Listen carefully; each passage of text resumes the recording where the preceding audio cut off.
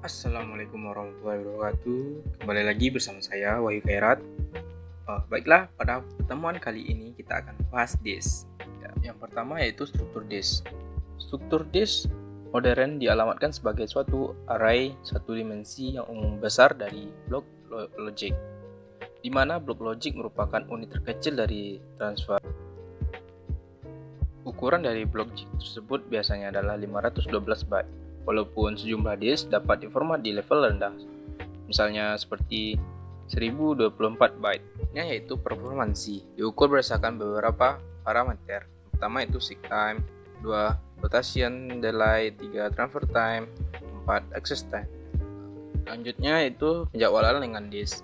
Dengan disk ini dengan cara itu efisiensi penggunaan disk. Pertama itu waktu akses memiliki dua komponen yaitu seek time dan rotation latency. Kedua itu bandwidth disk. Selanjutnya itu tujuan penjadwalan disk, itu mengoptimalkan kinerja input output. Yang kedua itu permintaan dilayani dengan urutan pergerakan mekanisme yang minimum. Selanjutnya itu FGFS, itu singkatan dari first come first serve. Itu merupakan bentuk paling sederhana dalam penjadwalan disk adalah itu sistem antrian gitu. Algoritma ini secara intrinsik bersifat adil, tetapi secara umum algoritma ini pada kenyataannya tidak memberikan pelayanan yang paling cepat. Selanjutnya yaitu SSTF, yaitu Short Seek Time First. Algoritma ini memilih permintaan dengan berdasarkan waktu pencarian atau seek time paling minimum dari posisi head saat itu, karena waktu pencarian minimum meningkat seiring dengan jumlah silinder yang dilewati oleh head. Maka permintaan yang paling dekatlah posisinya di disk yang dipilih permintaannya terlebih dahulu. Penjadwalan scan. Pada algoritma SGAN, pergerakan disk ARM dimulai dari salah satu ujung disk, kemudian bergerak menuju ujung yang lain sambil melayani permintaan setiap kali mengunjungi masing-masing silinder.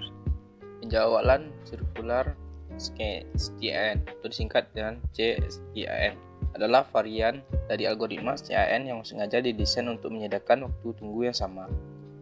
Seperti halnya dengan CSGAN, CSGAN akan menggerakkan head dari satu ujung disk ke ujung lainnya sambil melayani permintaan yang terdapat selama pergerakan tersebut. Tetapi pada saat head tiba pada saat itu ujungnya, maka head tidak berbalik arah dan melayani perintah-perintah, melainkan akan kembali ke ujung disk asal pergerakan.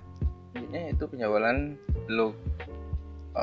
Penjadwalan ini bergerak paling jauh hanya pada permintaan terakhir pada masing-masing arah pergerakannya, kemudian langsung berbalik arah pada arah tanpa harus menuju ujung disk. Kemudian algoritma penjadwalan disk.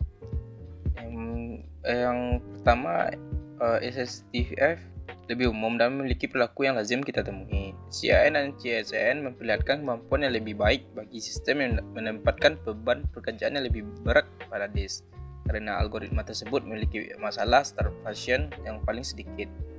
Untuk antrian permintaan tertentu, kita mungkin saja dapat mendefinisikan urutan akses dan pengambilan data dari drive disk yang optimal. Formatting yang pertama yaitu low level formatting, membagi disk menjadi sektor sehingga dapat ditulis atau dibaca oleh disk control. Yang selanjutnya itu logical formatting, membuat struktur data yang diperoleh OS untuk menyimpan data. Blocks adalah suatu partisi yang untuk menyimpan seluruh program boot disk atau sistem disk adalah disk yang memiliki partisi bot. Bad block adalah satu atau lebih sektor yang rusak pada suatu disk. Pada disk sederhana, bad block diatasi secara manual. Untuk disk yang lebih kompleks seperti disk SGSI, bad block diatasi dengan sektor sparring atau forwarding. Itu controlling dapat mengganti sektor yang rusak dengan sebuah sektor yang terpisah. Sweetpass digunakan pada berbagai macam sistem operasi berbeda, tergantung pada algoritma memori manajemen yang diimplementasikan. Sebagai contoh, sistem yang diimplementasikan sweeping mungkin akan menggunakan sweetpass untuk menyimpan dan mengerjakan sebuah proses, termasuk segmen kode dan data. Aplikasi sweetpass. Ada dua tempat di mana switchbase bisa berada. Switchbase biasa diletakkan pada partisi yang sama dengan sistem operasi atau pada partisi yang berbeda. Apabila switchbase yang dipakai hanya berupa sebuah berkas yang besar di dalam sistem berkas, maka sistem berkas yang dipakai bisa digunakan untuk membuat, menamakan, dan mengalokasikan tempat switchbase. Kehandalan disk. Disk memiliki risiko untuk mengalami kerusakan. Kerusakan ini dapat berakibat turunnya performa ataupun hilangnya data. Meskipun terdapat backup data, tetap saja ada kemungkinan data yang hilang karena adanya perubahan setelah berakhir kali data di backup. Karena reliabilitas dari suatu disk harus dapat terus meningkat. Berikut beberapa macam penyebab terjadinya hilangnya disk. Yang pertama itu ketidaksengajaan dalam menghapus. Yang kedua itu hilangnya tenaga listrik, ketiga blok rusak pada disk, empat rusaknya disk, kelima sistem korup. Terima kasih telah menonton video ini. Jangan lupa like, comment, dan subscribe. Sampai jumpa di video selanjutnya. Bye bye.